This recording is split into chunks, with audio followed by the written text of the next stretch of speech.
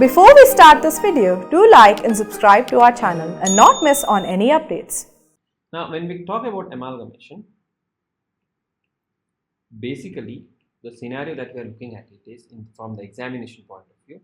There is one company, that is A Limited, there is one more company, that is B Limited. Either A Limited purchases B Limited, okay, or A Limited and B Limited, they come together and they form something called as AB Limited. That is the typical way in which it works. Now, why and all of that, that you will be anyways aware of. There is one more scenario that you need to be careful about, especially when you are doing amalgamation as per Accounting Standard 14 and when you are preparing consolidated financial statement. What is the difference? The difference is there could be a scenario that A Limited acquires 100% of B Limited. A Limited acquires 100% of B Limited and B Limited no longer exists. B Limited no longer exists. In that case, what is happening is A Limited has acquired 100% of B Limited. B Limited is no longer existing. What exists is A Limited. This is typically covered under Accounting Standard 14 of amalgamation. You can use the term, sir, it is a merger acquisition. Yes, that can be used. Okay, this is what is AS 14 scenario. But same thing, A Limited acquires 100% of B Limited, but B Limited continues to function and even A Limited continues to function. Then in that scenario, we say A Limited is the holding entity, B Limited is the subsidiary entity, and what we prepare is consolidated financial statement. See, even in consolidated financial statement, we have to calculate goodwill, capital reserve. Even in Accounting Standard 14, we need to calculate goodwill, capital reserve. The only difference, and here also we need to combine the balance sheet and present. There also we need to combine the balance sheet and present. So to that extent, these two chapters are very much interlinked. But the distinguishing factor is that when it is AS 14, when you have acquired the other company and the other company no longer exists, that is when we apply AS 14 and A Limited becomes a combined entity. Whereas in case of consolidated financial statement, B Limited continues to function independently. B Limited continues to function independently. That is when we take the treatment to Accounting Standard 21. Right now, in the question, what you have again, you will have A Limited. A Limited has some assets. A Limited has some liabilities. A Limited has equity. We have B Limited. B Limited also has some assets. B Limited has some liability and B Limited has some equity. So technically what is happening or typically what is happening is that our A Limited is acquiring B Limited. So how can they acquire? What are the ways to acquire? One is A Limited can say, shareholders of B Limited, I will pay you cash. I will pay you cash. A Limited says, I will pay cash to shareholders of B Limited. You give up your shares or transfer all the shares. We'll take over your business and we'll continue to run. Or I will give you cash. You give me all these assets and liabilities. All these assets and liabilities, you give it to me. I will give you cash and we will run the business subsequently in the way we want to. That is one thing. Second thing is, A Limited can say, I will not give you cash. I will give you equity shares of A. So we have equity shareholders of B here. They will get equity shareholders of A. They will get equity share, not shareholders, they will get equity shares of A. So A is saying, I will give you my equity shares.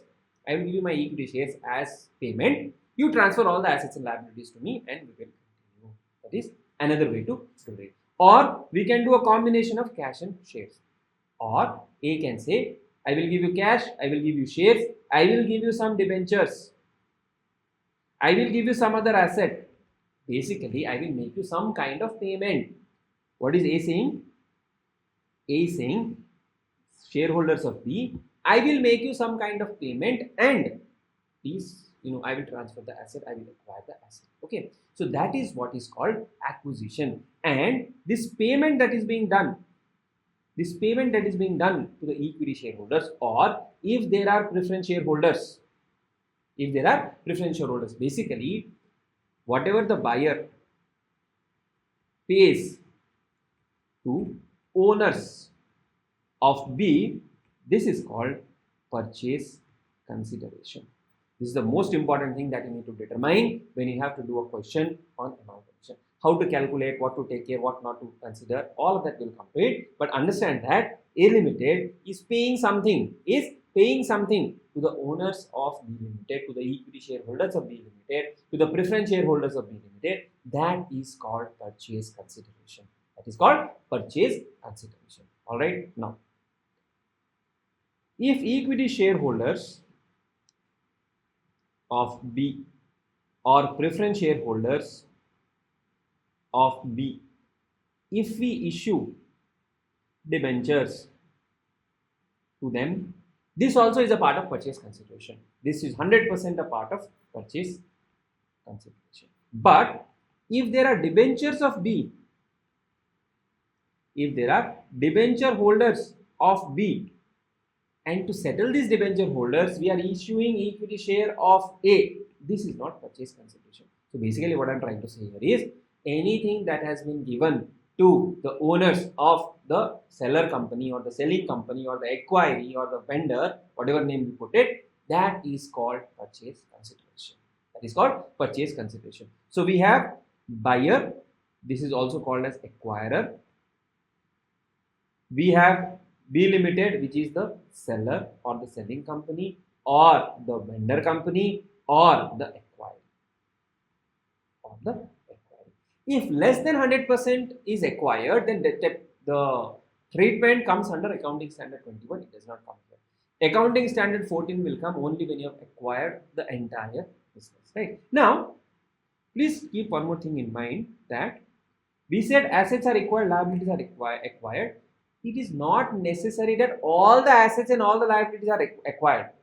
It may be possible that some of these assets are not acquired. Some of the liabilities are not acquired. That is possible, yes. Sir, now what to do in the exam?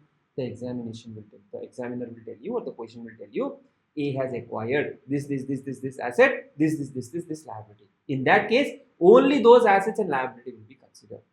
If the question does not mention anything, the question says A acquired assets and liabilities of B, and they have not mentioned anything, then we will assume that all the assets and all the liabilities have been acquired. Okay, so that is the overall structure in which the transaction flows. So we said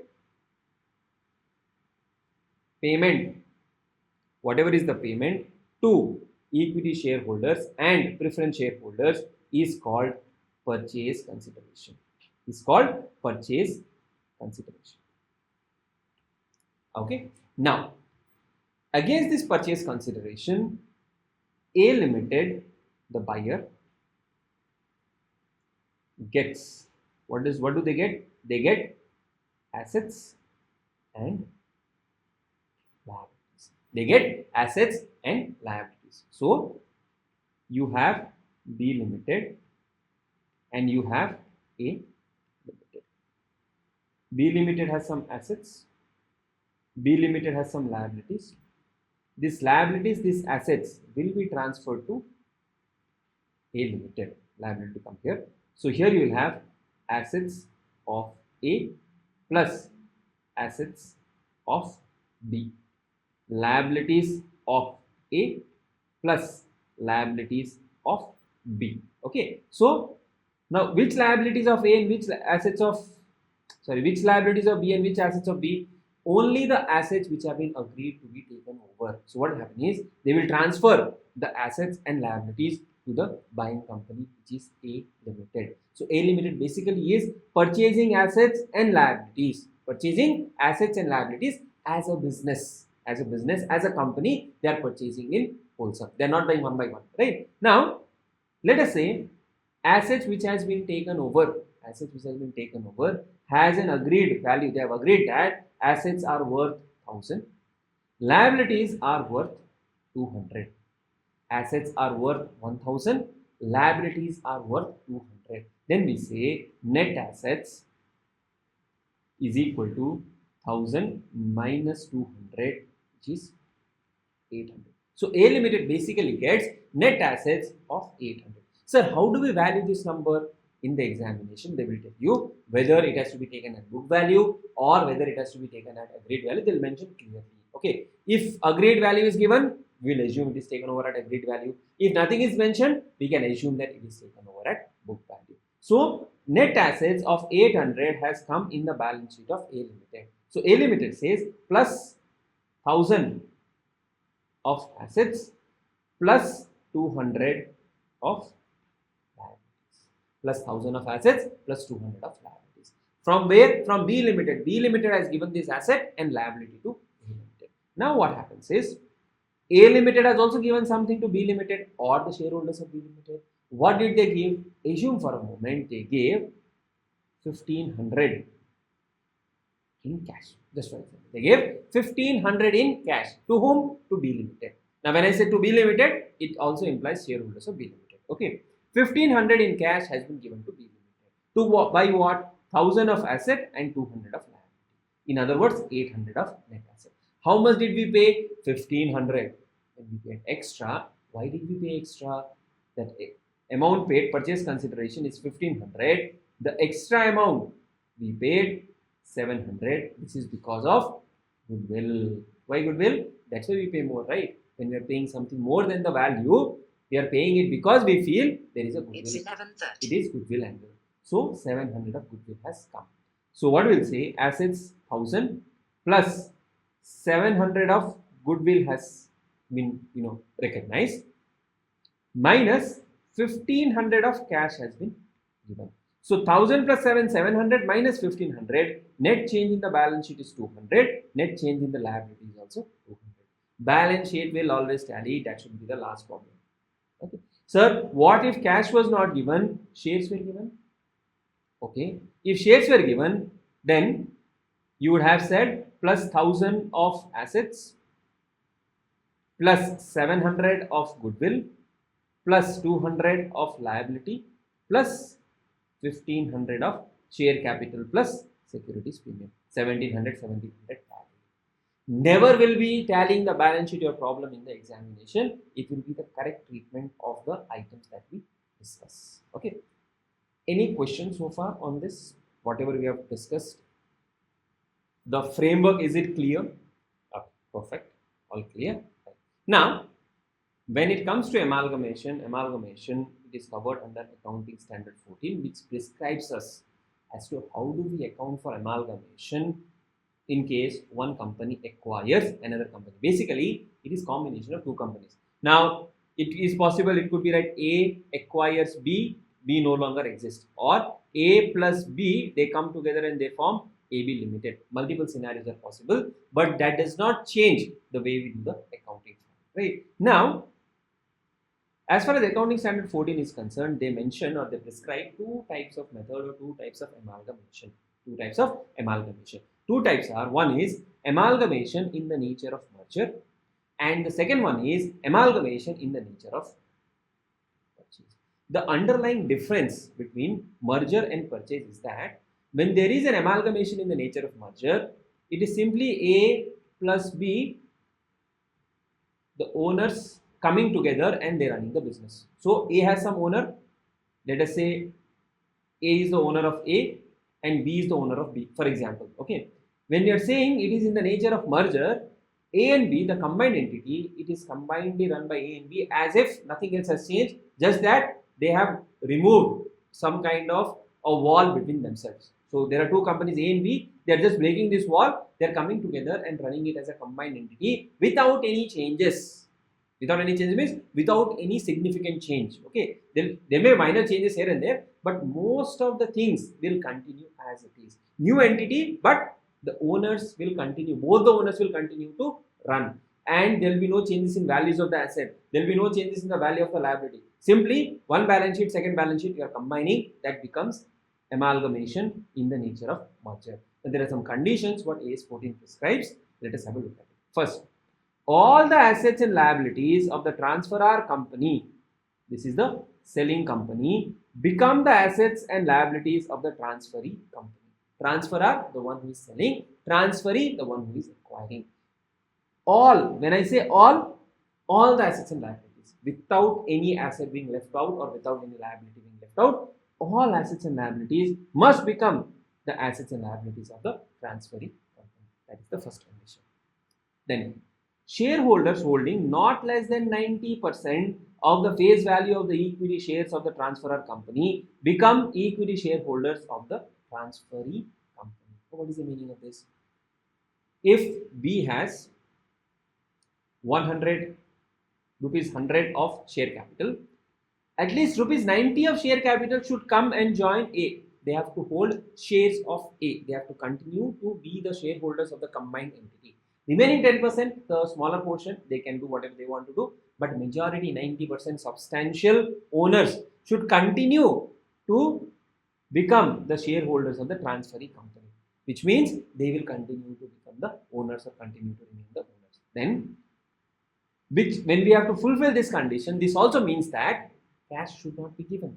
Cash can be given for small components, but generally cash should not be given. The consideration for the amalgamation receivable by the equity shareholders of the transferor is discharged by the transferee company wholly by the issue of equity shares in the transferee company. Cash may be issued for or paid for fractional shares. So, consideration for the amalgamation receivable by the equity shareholders of the transferor, whoever are the shareholders who have agreed, for example 90% have agreed, those equity shareholders who will receive the shares, receive the consideration should be by way of equity shares, wholly by the issue of equity shares in the transferee company. You can pay cash for fractional share. Fractional share means sometimes what happens, they will agree 1 share of A for 3 shares in B. Okay, now I have 100 shares in B. If I have 100 shares in B, I need to get 33.33 shares of A. Now A cannot issue 33.33 shares, right? So this 0.33 share is fractional. This can be settled by way of payment in cash. The business of the transferor company is intended to be carried on after the amalgamation by the transferee company. So business also should continue, and no adjustment is intended to be made in the book values of the assets and liabilities of the transferee company except for ensuring uniform accounting policies. So if I have to summarize, all assets plus liabilities, 90% of shares in face value terms. Consideration will be in equity share capital only.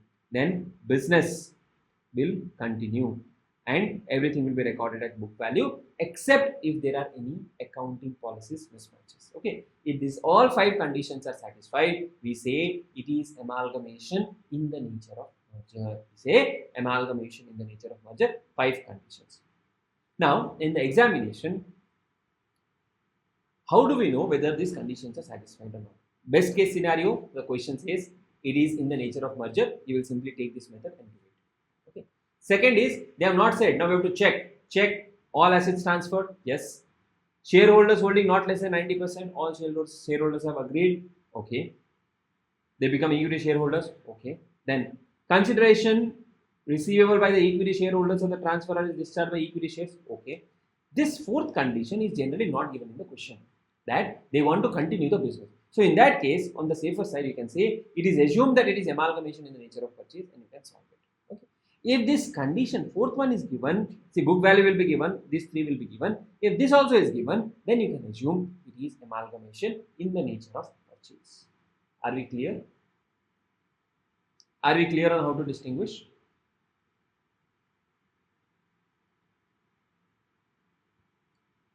Now, if any of these conditions are not satisfied, it is not that all conditions is not satisfied. If any of these conditions are not satisfied, then we say it is amalgamation in the nature of purchase. Amalgamation in the nature of purchase. There is a very small, not small, overall process will be the same. There is one specific difference when you follow merger versus purchase method. In merger, we use something called as pooling of interest method. In purchase, we follow the normal business purchase. Okay. Now, purchase consideration we understood. Anyways, let me again explain it to you. Purchase consideration is defined as aggregate of the shares and other securities issued, payment made in the form of cash or other assets, by the transferee company to the shareholders of the transferor company. Shares and securities issued. Shares can be equity share capital, preference share capital, securities can be debenture. The securities can be debenture or any other securities. Payment made in the form of cash. I can transfer cash or other asset. I can give other assets also. Okay. But the moment you say other assets and all, the moment you say other securities and all, then it will be in the nature of purchase. By the transferee company, the selling company, to the shareholders of the transferor. The shareholders are both preference shareholder capital and equity share capital. So please keep in mind, if I issue debentures to the equity share capital holders or if I issue debentures to the preference shareholders, then it is purchase consideration. But if I issue equity shares to the debenture holders, that is not purchase consideration. Okay, so that is one thing you have to keep in mind. So what is included? Any sum paid towards equity and preference shareholders.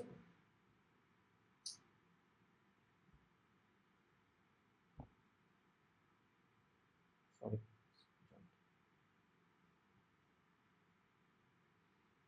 What is not included? Any sum paid other than to equity and preference shareholders, that is not included.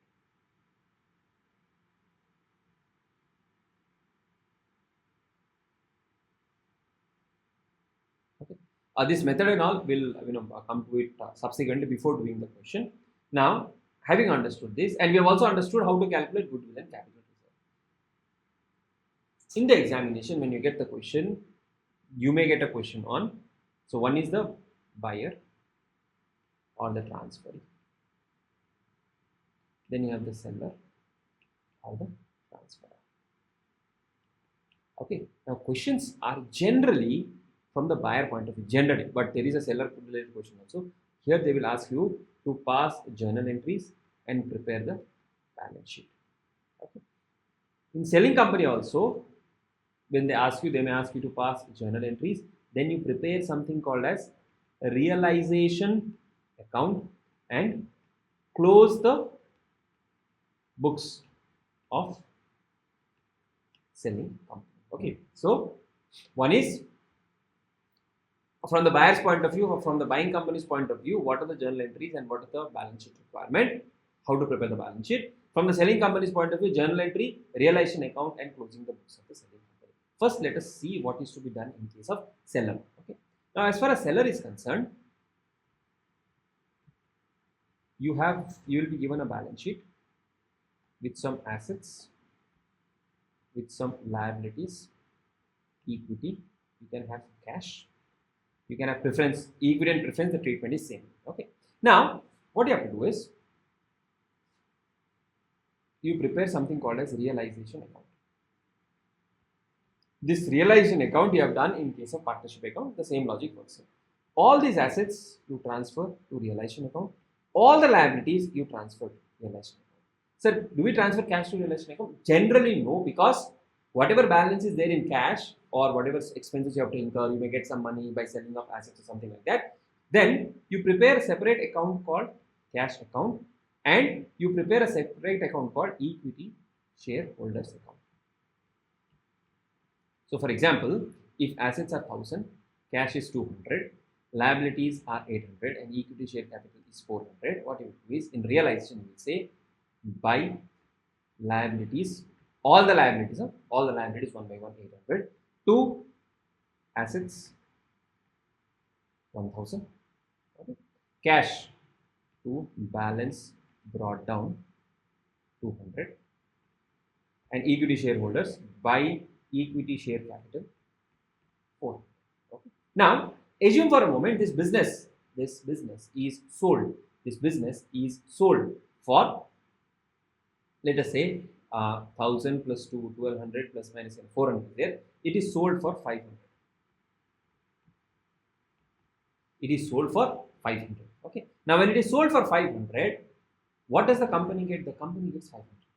The company, selling company gets 500, right? Now when the company gets that 500, something is coming in, so you can put here by A Limited. A Limited has to pay us how much? 500. A Limited has to pay us 500. Then 800 plus 500, this is 1300. 1300 minus 1000, there is a profit of 300. This profit will be transferred to equity shareholders account 300. Basically what I'm saying is this business has a book value of 1000 plus 200, 1200 minus 800. Okay. We have assumed cash has been kept separately and we have assumed that it is sold for 500. So cash is not sold. So 1000 minus 800, this is sold for 200 on a net basis, net asset which has been sold. Against that 200, we got how much?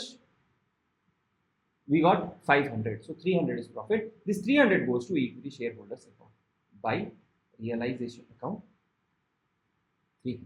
Right? Then, how will A Limited give this? Assume for a moment A Limited pays us cash. A Limited pays us cash. So, you have A Limited account. In A Limited, you can say to realization 500 by cash 500. Can they give shares? Yes, they can give shares also. In that case, there will be equity shares of A. You can do that also. 500 is the cash. This A Limited, whatever cash they have given as 500, I'll say to A Limited 500. So now I have 700 of cash. What will I do with this 700? After meeting all the liquidation expenses and all, assume there is nothing for now.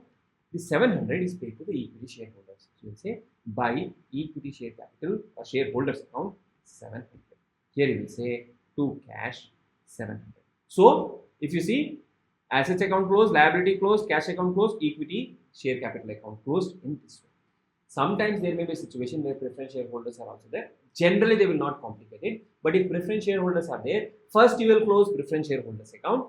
If there is any gain or loss on account of preference shareholders account, that you will transfer to realization account, and the net gain or loss from the realization account you will transfer to the equity shareholders account. Okay. Now, how to pass the journal entry? Realization account to assets, liabilities to realization account, then A Limited, if whatever is transferred to equity shareholders account. Then if at all there are any cash movements, and how do we close the equity shareholders account?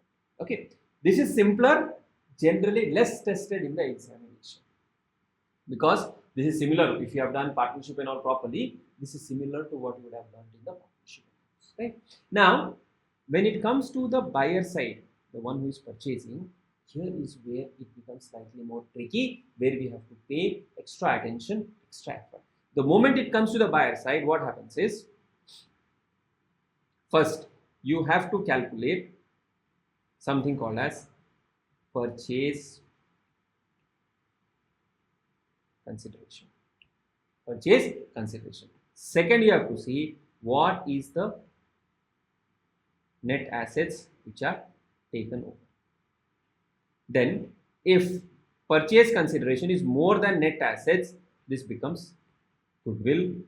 If purchase consideration is less than net asset, this becomes capital reserve. So, what is the meaning of purchase consideration less than net asset? Say net assets are 1000, we are buying it for 800, means we are making a gain, but it is not a revenue gain, it is a capital gain because it is happened at the time of acquisition. So, this becomes a capital reserve, this becomes goodwill. Please keep in mind, if you are following pooling method, then goodwill will not appear. If you are following pooling method, goodwill will not appear. Any difference that comes will be adjusted in the reserves. When we take up questions, I will actually tell you how do we handle that in case of reserves. Okay. So, once this is done, then the third thing you have to do is, after you have taken the purchase consideration, calculated net assets, you have to prepare combined balance sheet. In combined balance sheet, this is the most simplest step. You will take A, you will take B, you will take assets of A, B total. Then liabilities of A, whatever is there in B total. Whatever that means, this is what is taken over. Whatever you have taken over, you will consider that and you will do the total. Then, if at all there is goodwill, alongside asset, you will also have goodwill. Then you will have equity, A Limited, equity plus new issues.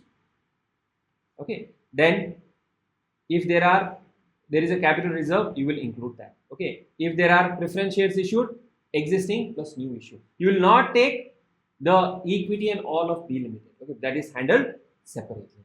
Like this, when you prepare the combined balance sheet, this balance sheet will tally. Now, to maximize the score in this question in the examination, again, balance sheet carries about 4 marks. 4 to 5 marks. Okay. Notes to accounts will carry about 4 marks. Calculation of purchase consideration 1 to 2 marks. Goodwill calculation 2 marks. So 4 plus 4, 8, 9, 10, 11, 12. Then some other here and there working note, you'll get 2 marks. This will make it 14 marks. Even if your goodwill is wrong, even if your goodwill calculation is wrong, purchase consideration calculation is wrong, by doing this, and if at all, notes are asked in the examination, you will score 6 to 8 marks easily. And if you do it carefully, I have seen students scoring during when I used to check the papers, it used to be a 16 mark or a 20 mark question, 16 out of 16. And you have the ability to score 14 out of 14 in this chapter. There cannot be a doubt that we cannot score 14 out of 14. Yes, you might be scared by looking at the question. My simple advice to you when you are handling these questions in the examination is, unless there is an adjustment which is very tricky and which is breaking your head out, if in case that happens, then you do it towards the end. But attempt this question. Definitely attempt this question. It will be worth attempting. Unless there is a very, very tricky adjustment, not clear adjustment which you are not able to figure out, then do it towards the end. Otherwise, during the mid part of your examination, you do it. 14 marks question. If you are able to spend and finish it in 25 to 30 minutes, nothing like that. Okay. Now, with this background, today we'll pause here. I'm not really, will be energetic to move further. Tomorrow we'll take up questions thoroughly. At least 3 questions we'll solve thoroughly. Highlighting what all mistakes can happen, where you can go wrong, what you can do to make things right, and how to understand the questions. Especially, a lot of us get confused when it comes to, sir, which method to follow when. Don't worry about this method, though it has been given in the material, it has been given in the notes. Our objective is to understand what is being paid. That is what is needed. Okay. We'll also take how to calculate intrinsic value, how it is exchanged on the basis of intrinsic value. All of those type of questions we'll do it tomorrow and be perfect in this particular chapter. Okay. So we'll see you tomorrow at 10 o'clock and we'll continue. Any specific question you want me to solve in the class, you please, you can message me in the group. I'll take that as well. Good morning, everyone. So any questions on whatever we did yesterday after you had a look at the exam question? Do you think there is something where you need more clarity? So when I say more clarity, any area you want me to take it up again before I take up the next set of questions? Are you able to see the screen? Some difficulty in identifying merger or purchase. Okay. So Ram, what happens is in most of the questions, what they are asking is in the nature of purchase only. They have not asked merger or something like that. Most of the cases, I will still tell you what are the things you should keep in mind, or what are the things you should look at it before deciding merger or purchase. That I will cover up. Okay, can you just confirm that? Okay, it is clear, right? We'll start off now. Okay, so your question was on merger or purchase, right? So see, we have seen 5 conditions. Okay. And in one of those 5 conditions, there is a condition which states that business has to be continued. Now, if business has to be continued, if the question specifically mentions that yes, business has to be continued and other conditions are satisfied, it is in the nature of merger. Okay. Now, what are the other conditions? We said everything has to be taken over at book values. Now, if the question has cases where the values are different, if they said that okay, it has to be taken over at a different value, then in that case, this condition will not be satisfied. Then you have to see the 90% shareholders criteria, that okay, the equity shareholders who hold 90% by face value, they will become shareholders. All right. Then after this, there is one more criteria where we say that consideration is in equity shares. Now, in the questions that we saw, consideration was in preference shares, consideration was in debentures, consideration was in equity shares, in cash. So this condition also you need to check properly.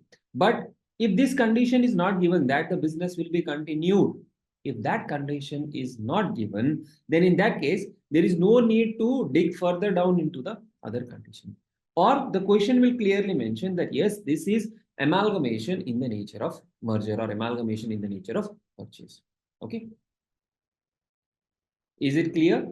Ram, is your doubt clarified? Let us look at this question. This is again a 15-mark question. So what we'll do is after this question, we'll take one question which is on intrinsic value. Then we'll take other two questions which are, from the study material already there. Then we'll also discuss the September 24 question. After we discuss these many questions, it would be, fairly clear on how to handle these type of questions in the examination. Dark Limited and Fair Limited were amalgamated on and from 1st of April. A new company was formed to take over the business of the existing companies.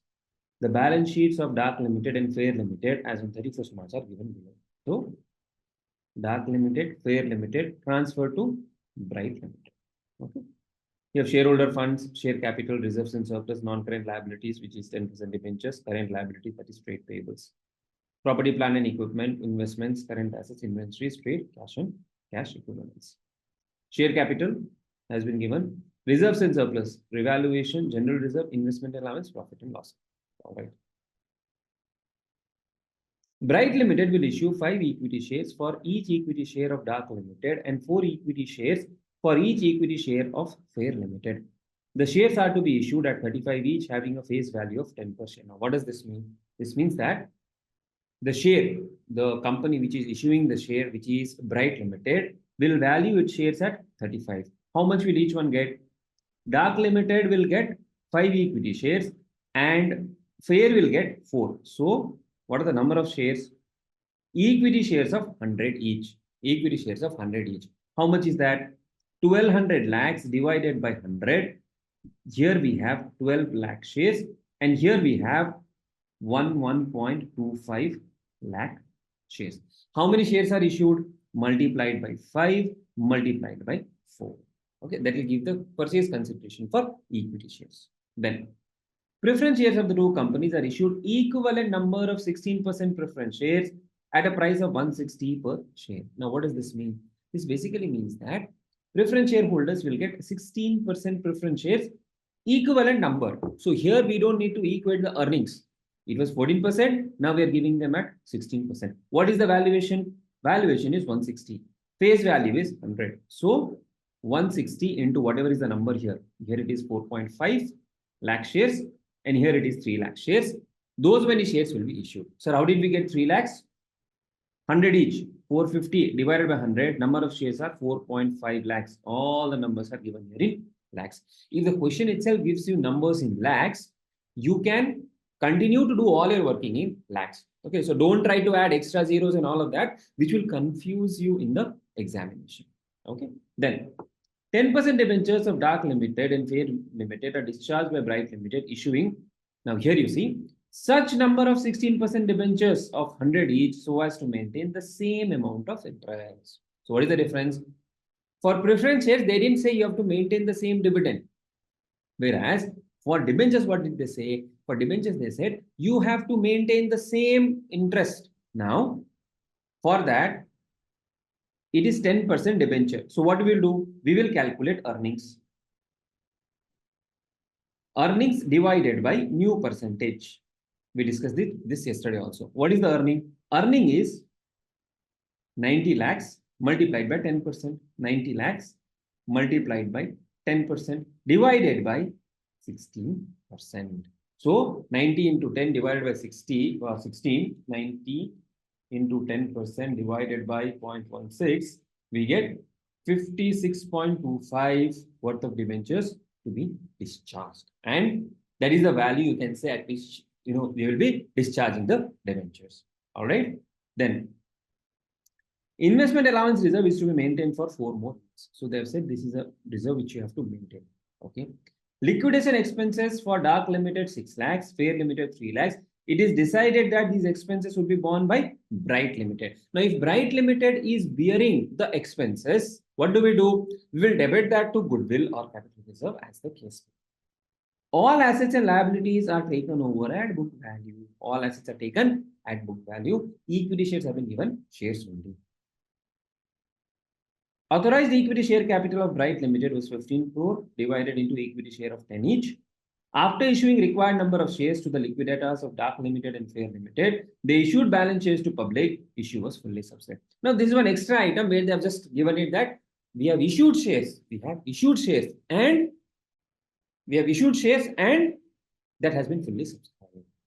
You are required to prepare balance sheet of Bright Limited on 1st of April after amalgamation has been carried out on the basis of amalgamation in the nature of purchase. Now, here they have directly said you use amalgamation in the nature of purchase.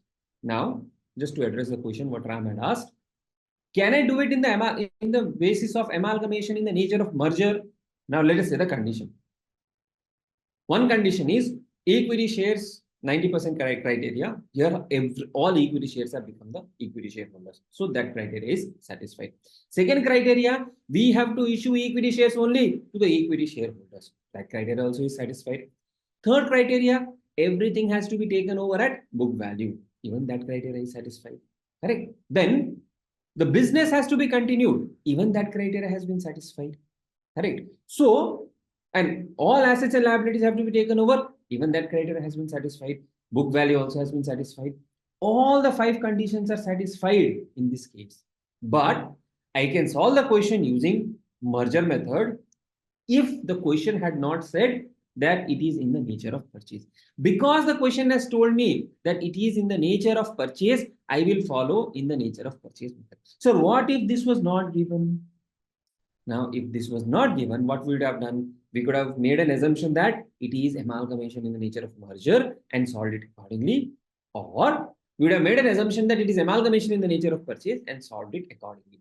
Generally, 99% of the times in the examination, they will mention clearly which method has to be followed. All right. Okay, clear? After we have done this, first thing is what? First step for us is to determine the purchase consideration. We have already discussed the purchase consideration. Again, we can do that. Now, as far as purchase consideration is concerned, for preference shareholders, whatever is the number of shares, they have said 450 lakhs divided by 100 multiplied by 160 is the value. So 450 divided by 100 multiplied by 160, I get 720. Same way, we can do for Fair Limited 480. Now, in examination, you can save time by preparing 2 columns simultaneously. All right. Then, equity shareholders, 5 shares here and 4 shares here, 35 each, 2100 lakhs, 1575 lakhs. So, first step, purchase consideration, 2820 and 2055. After we have determined the purchase consideration, the next step is to determine goodwill or capital reserve. Okay. Now here they have not asked us journal entry. If they asked us journal entry, we would have incorporated the working in journal entry itself. Now here they have not asked us journal entry. What they have asked us is they have asked us only the balance sheet. So after purchase consideration has been calculated, the next step is to determine goodwill or capital reserve. How do we get that? First, net assets taken over. Now, what are the net assets taken over? You have, property, plant, and not equipment, it is equipment. Then non-current investment, inventory, trade receivable, cash and bank. Okay, so this is done. Then what are the liabilities taken over? See, for debentures, we calculated, right? Debentures, we had calculated here 56.25. The same thing you can do the calculation. How do we do it? Existing earnings divided by new rate. That is the value of debentures to be taken over. Now that, okay, so one catch which we missed. Debentures are not taken over at book value. Debentures are taken over at less than 56.25. So the statement that I made now stands corrected because debentures we did not take at 90. We took at 56.25. Same way for here, 45, 4.5 divided by 16%. 4.5 divided by 16%. 4.5 divided by 0.16, we get 28.125. So, as far as debentures are concerned, it is not at book value. We missed when we were, discussing it. So, this has to be in the nature of purchase only. Okay. So, all assets at book value, liabilities, debentures, 56.25 and 28.125, we just calculated. Trade payables, 630. There's some alignment issue. Okay. So 300 plus, 56 plus 630, 686.25 and 1313.25. Net asset taken over is 3000 minus this 2313 and 1936. Purchase consideration 2820 So first purchase consideration, next goodwill of capital reserve. So goodwill is 506 and 118. Goodwill has been calculated. Debentures we have already calculated in our working parliament. Okay, so this is as far as the workings are concerned. Then you have taken preference shares, you have considered this. Investment allowance reserve is to be maintained for 4 more years. So that 75 and 75 you will consider when you do, you have to prepare something called as amalgamation adjustment account, and there you will represent this 75 and 75. Revaluation reserve, general reserve and P&L will not be taken over. This also will be knocked off and fresh entries will come. Okay. Now preparing the consolidated balance sheet. As far as shareholders' funds are concerned, what happens is, first, you have to see how many shares are issued. So here 4,50,000 shares for preference shares and 3 lakh shares for preference shares. So 7,50,000 shares for preference shares. 7.5 lakh, 7,50,000 shares for preference shares has been issued. This 7.5 lakhs, 100 is the face value, 60 is the securities premium. So 100 I will write under fair value, a face value, 60 I will write under securities premium. So 7,50,000, 16% preference shares of 100 each, 750. So here the shares will mention how many shares has been issued for consideration other than cash, because it is in the amalgamation, cash has not been received. So to that extent we will mention in the note. Then coming to equity share capital. Now equity share capital, if you see the last adjustment, they said balance also has been issued. So how many shares are there? 15 crores divided into share of 10 each. 15 crores. That is 1500 lakhs divided by 10. We have 150 lakhs shares. We have 150 lakhs shares. Out of this 150 lakhs shares, how many has been given to the existing company? 60 lakh shares and 45 lakh shares. So out of this 150, 60 lakhs has been given to first company, 45 has been given to second company. We have issued 105. How much is left? 45 is left. Now this 45 left has been issued to public. At what price? We can assume 35, because that is what has been given, considered for both the entities. So 45 into 35, if you do, you get 1575, more cash by this issue. 1575 cash. Okay, so that when you do the cash working, 45 lakhs into 35, this you have to consider here, because we have issued those shares. Now in the balance sheet, what will happen is, out of this 35, 10 out of this 35, 10 will be the face value and 25 will be your premium. 10 will be the face value, 25 will be your premium. All right. Now, if 10 is the face value, can I say 60 plus 45 plus another 45, entire 150 has been issued at 10, and for entire 150, securities premium is 25. So 150 lakhs equity shares of 10 each, 1500, and securities premium 150 lakh shares at 25, which is 3750, and preference shares 450. Total securities premium is 4200. Okay, is this calculation clear?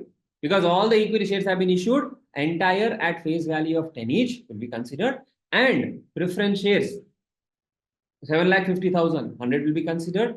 In securities premium, entire 1,50,000, 150 lakhs and 750 lakhs for preference share. All right, that is the issue. Then that takes care of the equity share capital. When it comes to reserves and surplus, we have to take investment allowance reserve of this entity 75 plus 75, but that will be offset by Amalgamation adjustment reserve 150 minus 150. So this basically becomes 0. 4,200 is the premium number. Then long-term borrowings 90 plus 45 at whatever value it has been issued, 56.25 and 28.15, that put together will be placed here. Trade payables will remain this. Okay. Then property, plant and equipment as it is. You have intangible asset that you will add, which is goodwill.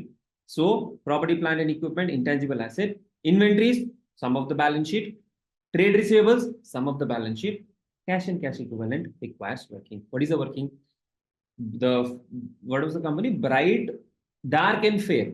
So dark plus fair, cash balance. Then they have said some liquidation expenses have been paid. So dark limited and fair limited and dark limited minus liquidation expense of 9. So that has been incurred. You will reduce it. And 1575 is the shares issued. So this becomes the closing balance. Okay. Now this 9 has to be adjusted to goodwill, which is here 624.375 plus liquidation expenses 9, 633.375. Okay, that is how the goodwill number has been calculated and presented in the balance sheet. After that, remaining all items are simple and straightforward. Okay, so this is how you can do this question. Now here, what was tricky? Nothing was very tricky other than this new adjustment which says authorized capital is so much and we have issued the balance capital, right? Then apart from that, there is nothing significant for us to worry about in this particular question. Okay, then this one question we'll see, and then we'll go back to our study material. We'll take 2 questions from that. Okay. The balance sheet of Truth Limited and Myth Limited, they get really good names, As on 31st March 21 is given below. Myth Limited is to be amalgamated with Truth Limited from 1st of April of 21. Amalgamation is to be carried out in the nature of purchase. So this also they have said it is in the nature of purchase. Shareholders fund, share capital is given. So Myth is to be amalgamated. So Truth is buying Myth Limited. Okay. Shareholders fund is given, non-current liabilities 1,50,000 here, current liabilities so much, property, plant and equipment, investment, current assets. Notes have been given, share capital, reserves and surplus, non-current liabilities, trade payables, other current liabilities, inventory, trade receivable, cash and cash. Now, Truth Limited would issue 12% debentures to discharge the claim of debenture holders of Myth Limited so as to maintain their present annual interest income. So standard adjustment. Standard adjustment. Okay. So 12%. Current is how much? 14%. So what we will do? 1,50,000 into 14% divided by 12%. So 150 into 14% divided by 12%. If I do, I get 175. 175 the number. Okay. So see, this is a standard adjustment, and by now you should be aware that okay, I will handle this adjustment this way in the examination. Okay. Then non-trade investment, which constitute 80% of the respective total investment, yielded income of 20% to Truth Limited and 15% to Myth Limited. This income is to be deducted from profits while computing average profit for the purpose of calculating goodwill. Profit before tax of both the companies during the last 3 years are as follows. Okay, so what they're saying is you have some investment. Out of this, 80% are non-trade investment, and they are returning, they give us a return of 20% and 15% respectively. So while calculating goodwill, considering the profits, this profit on investment has to be removed or adjusted. So what we will do, we'll take this total profit, we'll take the average, and when calculating that average, we will remove the income from non-trade investment that is yielding to each of the companies. Goodwill is to be calculated on the basis of simple average of 3 years profit by using capitalization method, taking 18% as normal rate of return. So you will take total profits. Okay. Using that total profits, you will consider the capitalization rate of 18%. So you'll get to know how much capital is needed. That you will compare with the other assets, existing assets, and then the goodwill number. Ignore taxation. Purchase consideration is to be discharged by Truth Limited on the basis of intrinsic value per share. Prepare balance sheet after the amalgamation. Now here, what is the only challenge? The only challenge is this part. They have said Myth Limited is to be amalgamated with Truth Limited. Everything will be taken over based on intrinsic value. So first what we need to do is we need to calculate what is the intrinsic value. Okay. Now, for calculation of intrinsic value for the purpose of goodwill, first thing is what is the average profit? Average profit. So they have given us 1819, 1920, 2021, 3 years profit has been given. Okay. Sir, why are we calculating goodwill of Truth Limited? We are calculating goodwill of Truth Limited so that we will get to know what is the, excess amount or what is the intrinsic value. What is the intrinsic value of the shares? Okay. So 3 years total comes to 21,69,000 and 6,84,000. Average is 723 to 28. Now, from this, we have to remove the non-trading income. What is the non-trading income adjustment? The non-trading income adjustment is 80% of the investment is non-trade investment and it is giving 20% to truth, 15% to myth. So, on this investment, 187,500, 80% if I calculate, I get 1,50,000. On this 1,50,000, we are earning 20%, which means we are earning 30,000 of interest income. Now, this interest income is not by regular operating income. See, whatever we pay when we calculate goodwill, it is for operations, the operational synergies, brand, and all of that. Non-trade investment, you and I can also go and invest and make money. So 30,000 is for truth. Same way if we calculate here, 80,000 into 15%. 18,000 into 15%, it becomes 12,000. So these two have to be removed. 30,000 minus 12,000. So what is goodwill? For calculation of goodwill, we need to do the capitalization basis. Okay. Now, what is the capitalization basis? What do we mean by that? Basically, 6,93,000 is your normal simple average of profit. 6,93,000 is normal profit. 6,93,000 is normal profit. Same way 2,16,000 is normal trading average profit. Now this is expected to give us 18% return. We are expected to earn 18% return. So to get 18% return, how much capital do we need?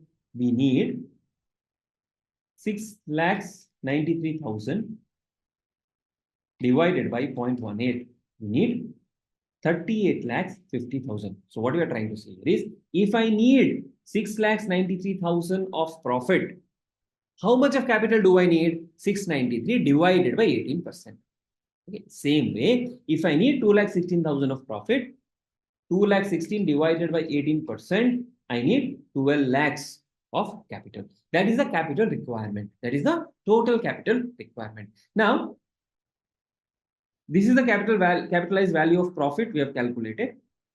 How much is the capital employed? Now, to calculate the capital employed, we will see the existing capital, that is total asset. We'll take the total assets. To calculate the capital employed, we'll take total assets minus non-trade investment, because we have excluded the income of non-trade investment while calculating the capital requirement. So non-trade investment should also be excluded. Then liabilities of debentures, trade payables have been removed and other current liabilities will remove. So we'll get what is called as the actual capital employed. This 1985 is nothing but, if you go to the balance sheet here,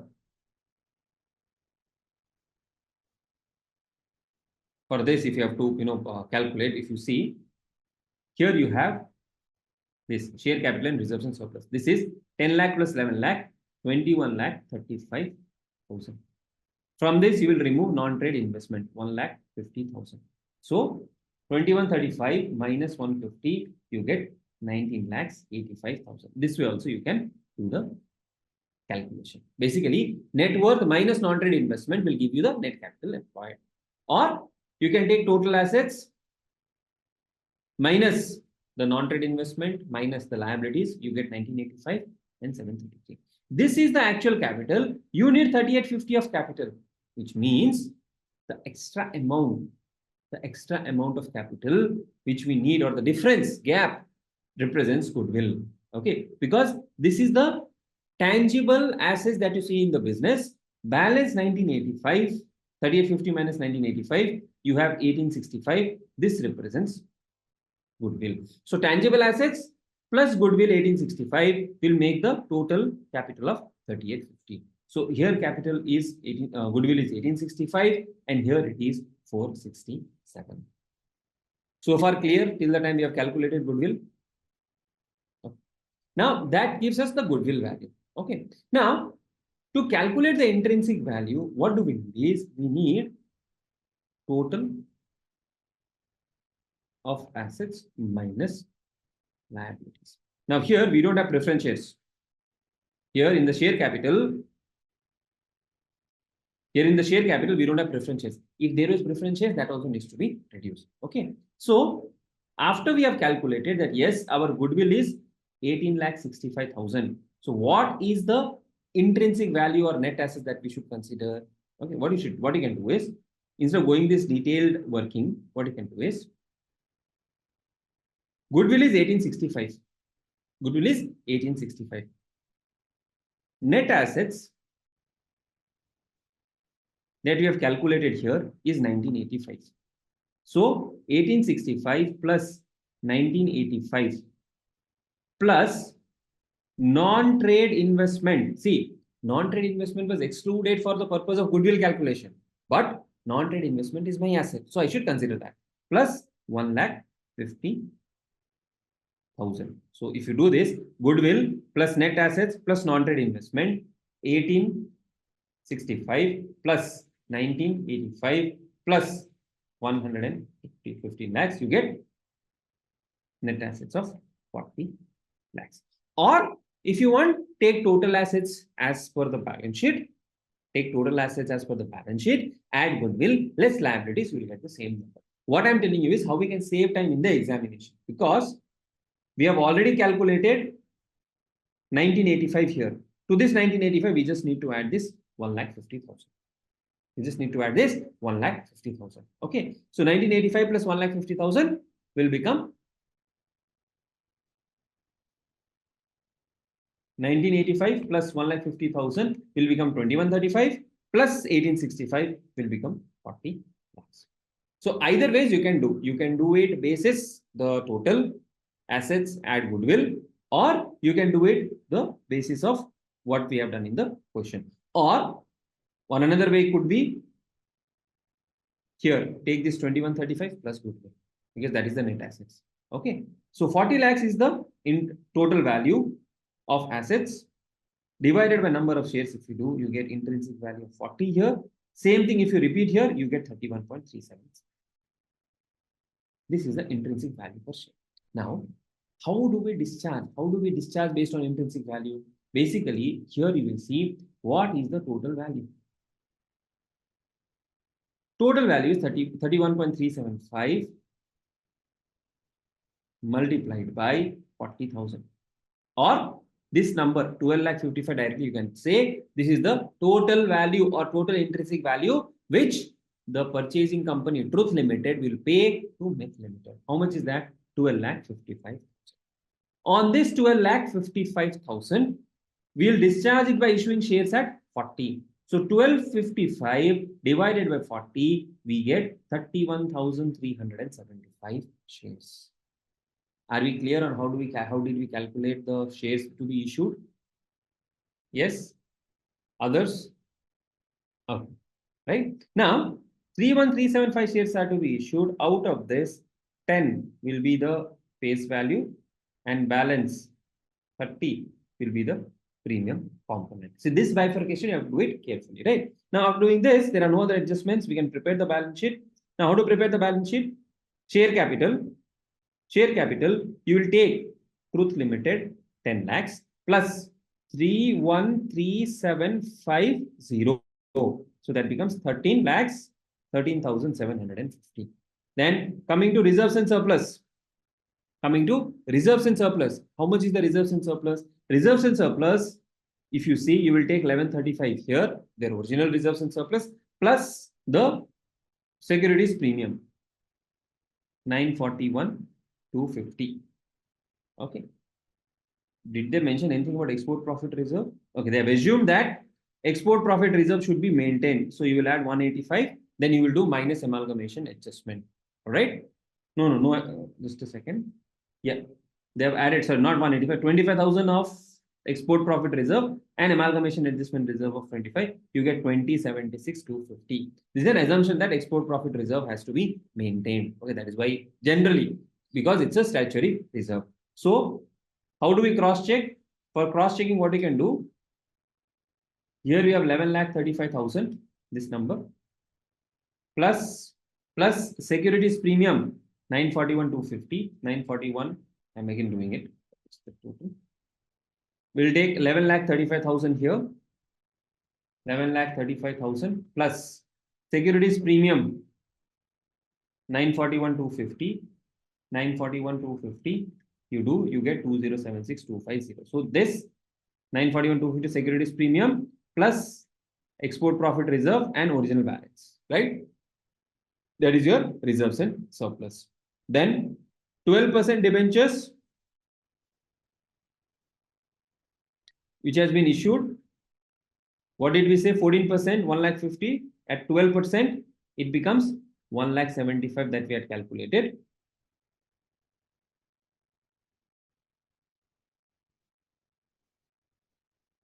So 1,75,000 lakhs is the debentures. Okay. Then trade payables, other current liabilities, straightforward. Property, plant and equipment addition only. Goodwill as per working note number 1. So here we have calculated goodwill of 467. Now, while calculating goodwill here, one thing that you have to keep in mind is your 12% debentures. 1,75,000. Book value is 1,50,000. They have taken the actual settlement value of 1,75,000, and hence this is the value at which the liability has been incorporated. Okay. Then you have trade payables taken over, other current liabilities, PPE, investment taken over 187, 1 lakh. Remaining part is simple and straightforward. And cash and cash equivalents also, your original balance of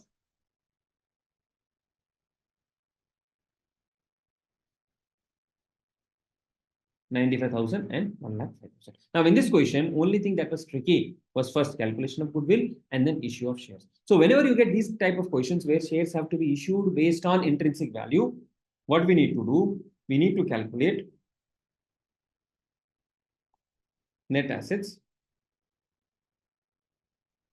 Now, this net assets has to be calculated considering the existing values.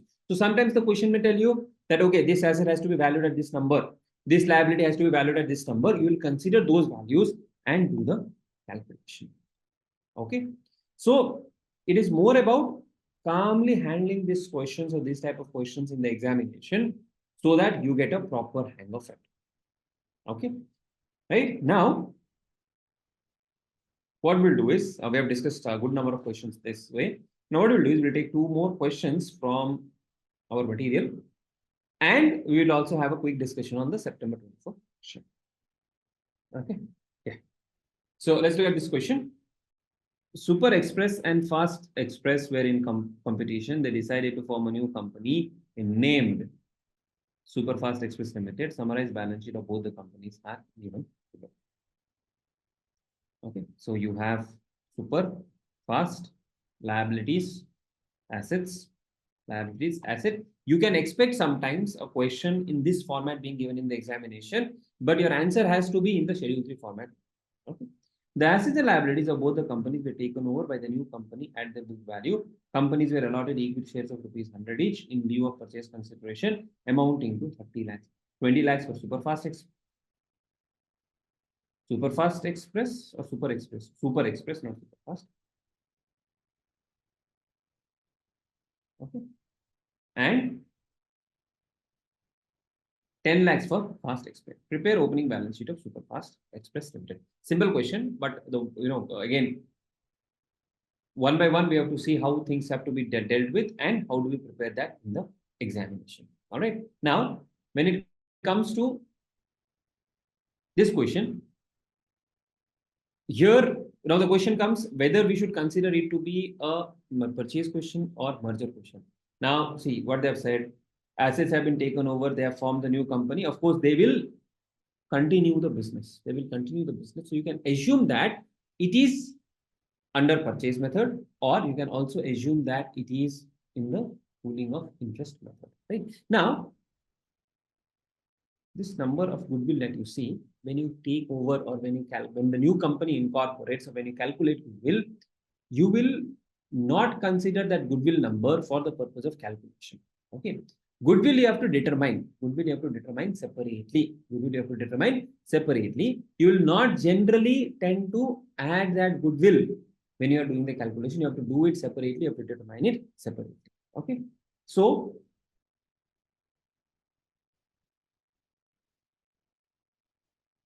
here, if you see, if we assume that it is in the nature of purchase, if it is in the nature of purchase, what has happened here? You have to see what is the net assets taken over. What is the net assets taken over? 22,60,000 minus 1 lakh minus 60 minus 1 lakh. If you do, you get 20 lakhs. So this is the net asset. This is the net asset taken over. How much? 20 lakhs. Okay. How much has been paid? 20 lakhs has been paid. How much has been paid? 20 lakhs has been paid. Now, there may be a question in the examination, and in fact, when this question was originally asked, it was asked in 2000, year 2000. It's a very old question. The question did not give this number.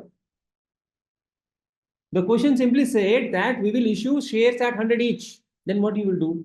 You will see what is the net asset. Net asset is so much, then shares were issued at 100 each, and that became 20 lakhs. That is how 20 lakhs number has come. And this goodwill was considered to be existing goodwill. So what was done is, net asset taken over, excluding goodwill. So 10 lakhs minus, see, this goodwill, 1 lakh, we will not consider as a part of asset taken over. Okay. So if you take 10 lakhs, and again, this reserve account of 1 lakh should not be considered. Okay. Then this surplus of 1 lakh also should not be considered because we are considering it in the nature of purchase. So these 2 lakhs are also not there. Okay. Here, these are different, there is nothing given on reserves here. But here, this 1 lakh and 1 lakh we need not consider. So what will happen is 12 lakhs minus 1 lakh. So basically 13 minus 1, 12 lakhs minus 60 plus 40, 1 lakh. You have 11 lakhs. For this 11 lakhs,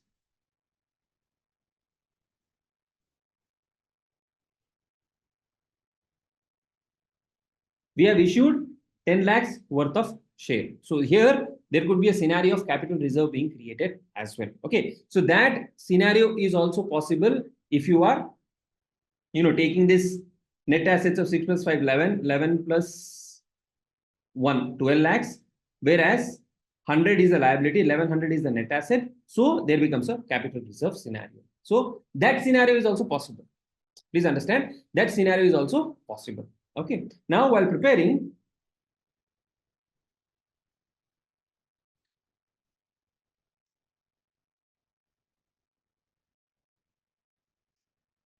this opening balance sheet of Superfast Limited, here what they have considered or what they have assumed is it is in the nature of merger. Whatever I have explained you so far is in the nature of purchase. Okay. That is in the nature of purchase. But if it is in the nature of merger, then what happens? Then we will take all the assets line by line. And because it is merger, we'll take goodwill also.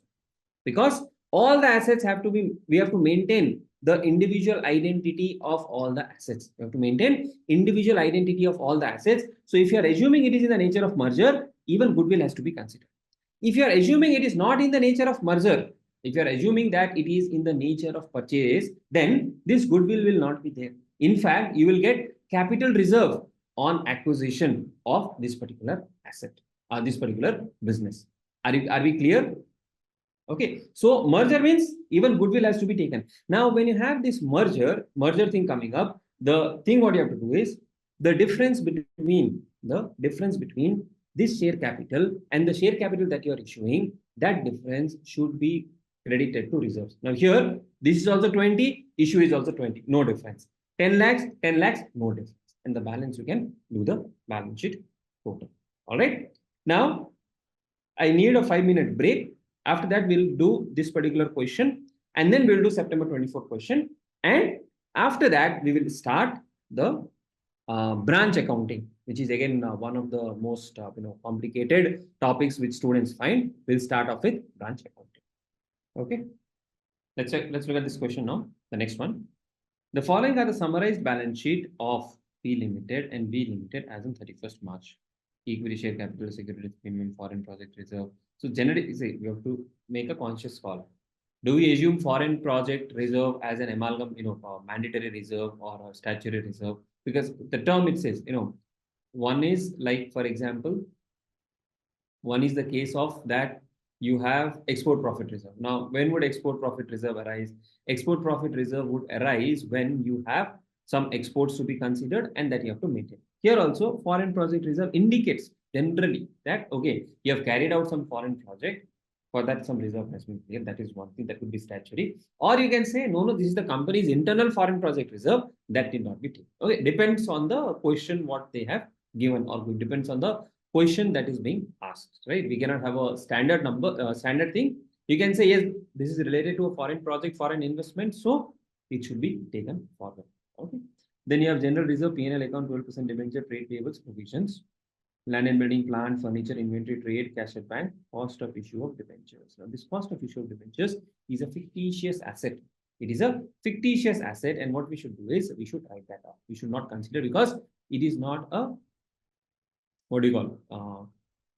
asset that can be realized, or it is not an asset that can be actually transferred. Then all the bills receivable held by V Limited were P Limited acceptances. So here you have bills received. There is no bills receivable given. We'll see the number. Yeah, here is the number. Okay. So there are these bills receivable, which is worth 80. Which is worth 80. These bills receivable are held. These are acceptances of whose P Limited. Means in this bills payable, you have 120 and bills receivable, you have 80. These will offset one another. This will offset one another. On the 1st April 2012, P Limited took over V Limited in an amalgamation in the nature of merger. So they have themselves said it is in the nature of merger. It was agreed that in discharge of consideration for the business, P Limited would allot 3 fully paid equity shares of rupees 10 each at par for every 2 shares held in V Limited. So how many shares are there in V Limited? 10 each, 6,000 lakhs. So what you will do? 6,000 lakhs means 6,000 lakhs, 10 rupees each. That is 600 shares.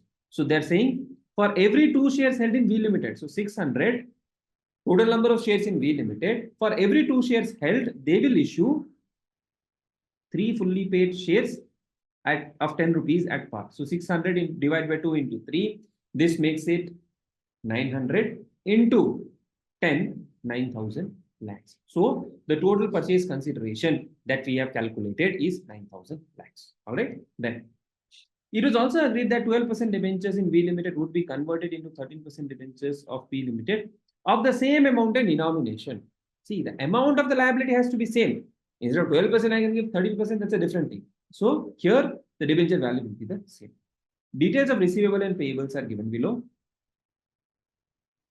Bills payable 120, creditors 1080, 1200. Trade receivable 2120, 1020, bills receivable 80, 2120 and 1100. Okay. Expenses of amalgamation of 1 lakh were borne by P Limited. Who is P Limited? P Limited is the one who is acquiring. So they have incurred an expenses of 1 lakh. This we will debit to the reserves. You are required to pass the journal entries in the books of P Limited. Prepare P Limited balance sheet immediately after the merger. Right. As far as purchase consideration is there, we have already done it. Then journal entries. What should be the sequence of journal entry? First, business purchase to liquidate our 9,000 lakhs. How did we get that? We already calculated. Okay. Then incorporate assets and all the reserves. Incorporate assets, all the reserves, liability, as it is. So here you have 5,000, 1,700, 4,041, all of that will come 5,000. Then furniture is 1750, 551, 1750. I think some, just a second, let me just check it. 5,000 plus 1750 plus 4,041. Just give me a moment. Okay, I think this is not 1750, it has to be 1700 only. I don't know how it could be a printing solution error. So it has to be 1700 only as far as this number is concerned. Okay, then this cost of issue of debentures should be actually written off against the P&L balance. Or what you can do, you can add that cost of issue of debentures and then write it off against the P&L balance, or you can write this 50 off against this 825. Both ways it is possible. Okay, so what we'll do here is we'll add this line item, debenture issue cost 50. See the earlier explanation that I gave you for purchase purpose. Now this debenture issue cost 50 actually should be adjusted against this 825, whatever number you get, 825 minus 50. What you do, that should be the net amount of P&L that should be shown in the balance sheet. Okay, so this is the entry we have passed, and the difference, whatever is the difference, balancing figure. How do you get this balancing figure? Either do the total of assets, do the total of liability side, adjust it in the reserves, or what you can do is here reserves is 3,200. Equity share capital is 6,000. We are issuing 9,000 of equity share capital. So 3,000 to 6,000 is the equity share capital. 9,000 is what we are issuing. So we are giving 3,000 extra. This 3,000 extra is not goodwill. Whatever 3,000 extra we are giving, that will be reduced from this reserve. So you have 3,200 minus 3,000. You get 200. If this is confusing for you in the examination, what you can do is you can directly take the total of all of this, total of all other items excluding reserves, and this will become your balancing figure. Both ways are acceptable. I'm repeating once again. First is total reserves was 3,200. This 3,000 is basically 9,000 minus 6,000. That is one way to do. Second way to do is total all of this and adjust against this. Okay, and the balancing figure goes to general reserve. Right? Then issue of share capital 9,000. It is issued at par. Then you can directly say P&L to bank for liquidation expenses paid 1 lakh, or you can debit it to reserves. Then 12% settled by 13% of same value. Bills payable and bills receivable intercompany cancelled. So whenever there is an intercompany receivable payable, we will cancel that out. Now after the merger, what is the balance sheet? You will take equity shares of existing company 15,000 plus 9,000 issued. So this will become 24,000. Securities premium will remain at 3,000. There is no further adjustment. Then foreign project reserve as it is will come, because it's in the nature of merger. You will as it is pick up the book values of P Limited and V Limited and sum them up. When it comes to P&L account, we have 2870 plus 825. 2870 plus 825 minus liquidation expenses of 1 minus this 50, which is no longer required. So 2870 plus 825 minus 1 minus 50. I get 3644. So in the balance sheet, profit and loss account 3644. I'm repeating once again. This is basically P Limited plus V Limited minus liquidation expenses minus discount on issue. Discount on issue of shares should not be shown separately. Okay, that is one way. Or while passing this first entry itself, you should say that we will take over only 825 minus 50 and pass this journal entry. Okay. Then trade payables 1200 plus 463 minus 80. Why minus 80? Because there is a bills receivable, bills payable intercompany adjustment. Provisions 1830 minus 702 total. Land and building 6,000. Plant and machinery total Furniture and fixtures as it is total. Inventory total as it is. Trade receivable this plus this minus 80. Cash at bank as it is total. Cost of issue of debentures will not be expected. And you will prepare the balance sheet. Any doubt? Any question? Okay. Right. Now, yesterday's what we're seeing, right? This question, we'll just quickly discuss this and then we will start with branch accounting. Question number 4. The following are the summarized balance sheet of Well Limited and Nice Limited as of 31st of March. Shareholders' funds, share capital, reserves and surplus, non-current liabilities, current liabilities, borrowings, assets, all of this are given. Then the breakup is also given. Now we have 9% share, 10% share, differently. Balance of profit and loss. There is a loss. 9% debenture, 10% debenture, loan from bank. Details of trade receivable and trade payable, 6,200, 1,800. Bills receivable so much, trade payables so much total. On 31st March, Nice Limited absorbs the business of Well Limited on the following terms. Balance sheet is given on which date? Is given on 31st of March on the same day. Okay. Now, 14 marks, so many adjustments. 14 marks, so many adjustments, but they have just said record journal entries and balance sheet, so we have to do all the workings, everything. For every 5 shares held by the equity shares of Well Limited, they will receive 3 equity shares of Nice Limited issued at premium of 20 per share. What does that mean? Well Limited has how many shares? You have 12,500 thousands divided by 100. You get 125 or 1,25,000 multiplied by 3 shares of Nice for 5 in their company. So multiplied by 3 divided by 5 issued at a premium of 20. What is the current face value is 100. So this multiplied by 1. So if you do 1,25,000 into 3 divided by 5 into 120, that is 90 lakhs. Or if you want to present in thousands, it will come to 9,000. Okay. So that is the first part of the purchase consideration for equity shareholders.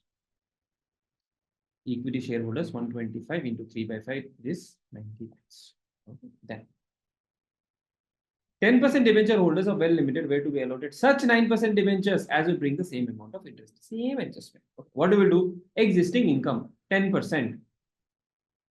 900. So 900 into 10% existing income divided by 9%. This will become 1,000.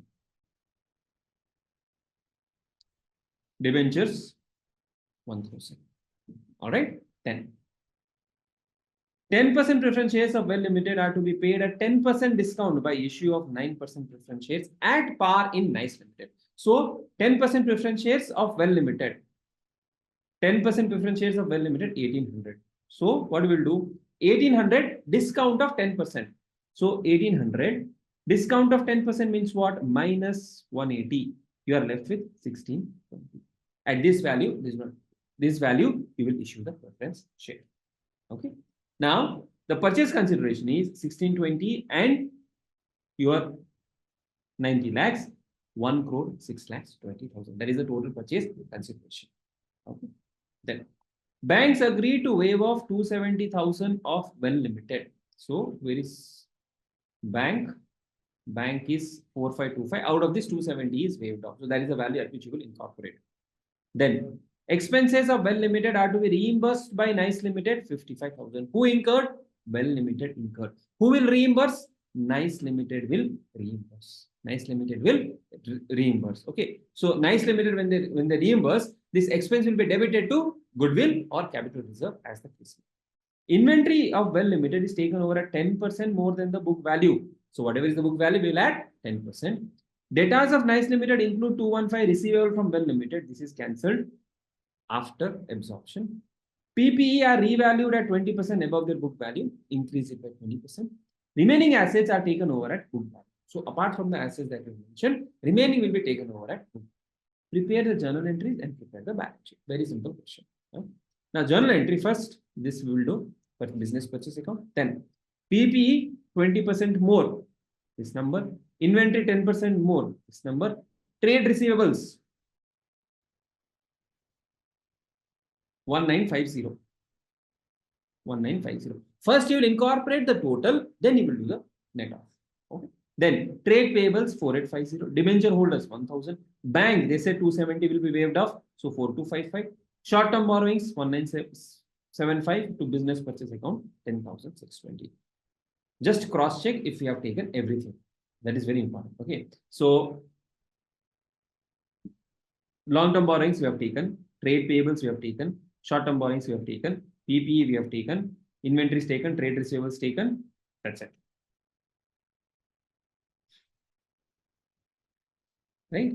So this is done. Then to the liquidator of Well Limited, we will issue equity shares, we will issue preference shares, including the premium component. That's how we'll record. So debit liquidator of Well Limited, we are issuing them shares. Equity share capital 100, 20 is the premium. Preference share capital at par value, that is 1620.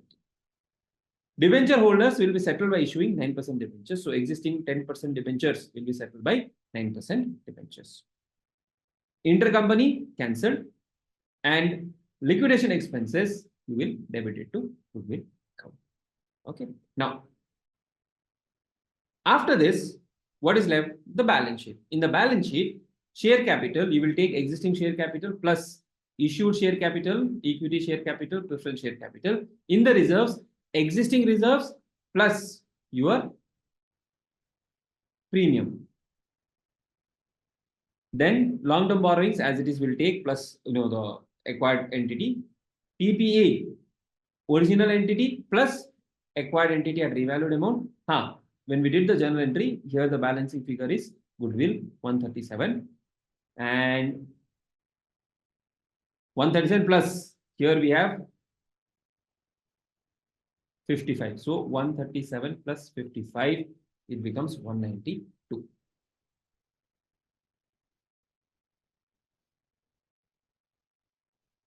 Okay, then non-current investment, inventories, trade receivable, cash equivalents. Trade receivable, here you take care of the adjustment, and trade payables, so you need to take care of adjustment. And in the working note, equity share capital mandatory. And yes, very important to note, the out of so many shares, these many shares are issued for consideration other than cash. That has to be written properly, neatly. Reserves and surplus, long-term borrowings as it is, trade payables minus intercompany adjustment. Now, this, if you don't have sufficient time, what you can do is in the balance sheet phase itself, you can directly say 15,740 plus 4,850 minus 215 because you may be short of time. Okay. Same thing, PPE, goodwill, already we have discussed. Inventories, you can directly do the total on the face of the balance sheet. Okay. Trade receivables, again, you can directly do the total on the face of the balance sheet. Cash and cash equivalent, this is on the assumption that it has already been reimbursed. That is how we have calculated. Okay. So what I'm saying, suggesting is inventories working note, trade receivables working note, cash and cash equivalent working note, PPE working note. Because it's a longer question, you can do it here itself. Breakup of marks. 1 mark, 1 plus 2, 3, 3 plus 1, 4, 4, 5, maybe 5.5 around here. This is 1 mark, this is 1 mark. Okay, then 3 plus 2, 5 plus 3, 8 plus 11, this will be about 3 marks. So 3, 4, 5 plus 5, 10, 10.5. Okay, 10.5 and remaining your some 4 marks for your working note. Slightly lengthy question. So these adjustments, you can directly do it in the face of the balance sheet also. No need to prepare a separate schedule because it is a longer question. Okay. Now, we have discussed enough number of questions, around 8 or 9 questions we have discussed. We have discussed various different scenarios. Okay. After this discussion, what I want you to do or what you can go back and do is from the compiler, pick up other questions that you have not done in the class, solve 3 to 4 questions on your own. That will give you immense confidence in this particular chapter. Okay. And do you think after this, it went off for about today 1.5 hours plus yesterday 1.5 hours, around 4 to 5 hours of discussion. Do you think amalgamation, the comfort on handling amalgamation questions have improved? Or you think we need to do more questions, or with our discussion so far, you can go back and practice questions on your own? Can you just let me know in the chat box? And then after that, we'll start off with branch accounting. Yes, please. All clear? Yes, of course. Self-practice is needed. See, I can solve 20 questions in the class. And you will feel, oh, this is also easy. That is also easy. This I can manage, that I can manage. What I'm simply saying is, don't try to, go overboard and solve 50 questions. Take at least, okay, simple way, if I have to ask you, if I have to tell you, we discussed September 24 paper, right? We discussed other previous year paper also. Just take these question papers, last 3-4 attempt question papers and 3-4 attempt RTPs, and solve question on amalgamation. You will be able to. Okay. So with this, we conclude amalgamation, and we will move on to branch accounting, which is again a thing where we face a lot of, students face a lot of challenge because the chapter itself is very vast. So we'll start branch accounting and we'll proceed on that.